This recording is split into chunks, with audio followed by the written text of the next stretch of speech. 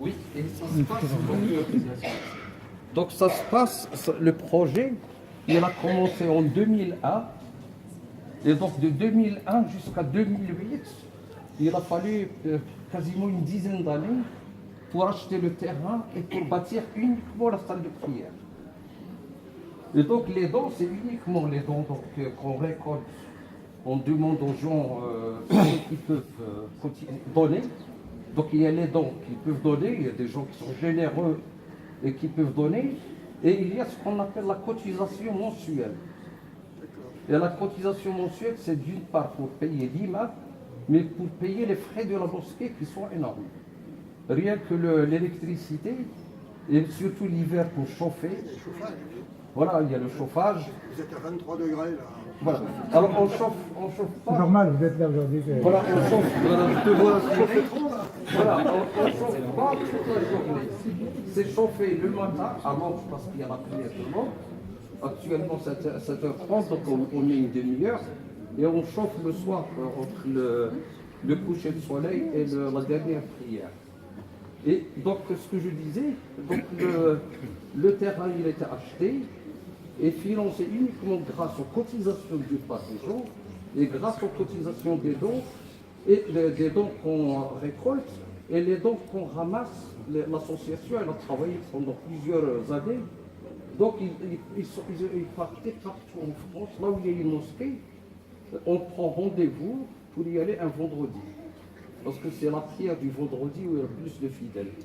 Et donc, les autres mosquées, ils viennent aussi récolter les dons pour leur propre projet. Et on a des membres de la mosquée qui partaient pour 2 jours, 3 jours, pour récolter les dons. Soit, par exemple, ils partaient même en Belgique, en Allemagne, en Espagne. Et donc voilà, il y a des généraux donateurs, mais ça a pris quand même une dizaine d'années pour construire ce côté-là. C'est-à-dire que le côté culturel. Mais comme l'association, nous, ce qui nous intéressait le plus, c'était pas uniquement pour avoir une salle de prière, mais le projet qu'on avait, c'était aussi un projet culturel. Et ce qui nous tenait à cœur, c'est surtout ce projet culturel où il y aurait d'une part des salles de classe pour apprendre aux enfants, parce que la plupart des fidèles, ils aimeraient bien d'une part que les enfants ils gardent le lien avec leur propre culture, ou la culture plutôt des parents, parce que les enfants sont nés ici et parfois les parents sont nés ici. Et donc d'une part c'est apprendre ce côté, la culture de leurs parents, et d'une part d'apprendre un peu la langue arabe, et le plus important aussi c'est d'apprendre à pratiquer leur religion. Parce que nous, je pense que plus les enfants ils apprennent jeunes leur religion, plus ils seront moins soumis à aller chercher les réponses là où c'est tordu, où c'est pervers. S'ils apprennent la religion ici, ils auront au moins la vie de gens qui sont réfléchis, plutôt que d'aller chercher sur des sites internet ou par des violences qu'on a connues partout. Donc ça nous tenait à cœur d'avoir d'une part ce côté de classe pour apprendre aux enfants, et d'autre part pour avoir une salle de conférence que nous on a appelée une salle polyvalente. Donc voilà, le président il est là. Voilà. Bonjour messieurs, dames. On vous remercie d'être là. Vous êtes encore plus nombreux qu'hier, donc c'est bien, c'est une bonne chose. Donc M. Ofaker, c'est le président de l'association.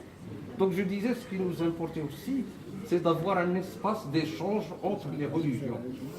Et on a beaucoup de rencontres. On a beaucoup de rencontres dans ce qu'on appelle le dialogue interreligieux. Et on a les amis chrétiens qui viennent régulièrement nous rendre visite ou qui nous invitent quand c'est eux qui organisent des réunions. Dernièrement, la dernière réunion, c'était ici, c'était le 18, je crois, le 18 décembre, où il y a plusieurs associations chrétiennes qui sont venues, je crois, entre 50 et 60 personnes. Et donc, il y a un dialogue qui s'installe, mais depuis longtemps déjà. Donc, avec le père Michel Fournier, si vous le connaissez, et avec Noël, Christian Noël. Donc il y a beaucoup de chrétiens qui viennent régulièrement. Donc il y a une amitié qui s'est créée au fil du temps.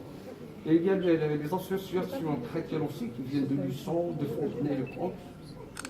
Donc voilà, donc le projet, nous qui nous intéresse, ce n'est pas que le côté culturel ou de faire la prière et de se renfermer sur soi, mais c'était plutôt de s'ouvrir sur l'extérieur, sur les acteurs, d'une part sur les associations comme nous, les autres religions, mais aussi de s'ouvrir sur l'environnement, avec la maison du quartier, avec les éducateurs, les associations culturelles et tout ça. Donc voilà. C'est une très bonne démarche. Voilà. Et donc même actuellement donc les fidèles qui viennent ici, ils cotisent, il y a une cotisation, mais il n'y a pas il n'y a pas un taux qui est imposé, c'est en fonction des moyens de chacun. Et donc cette participation, ça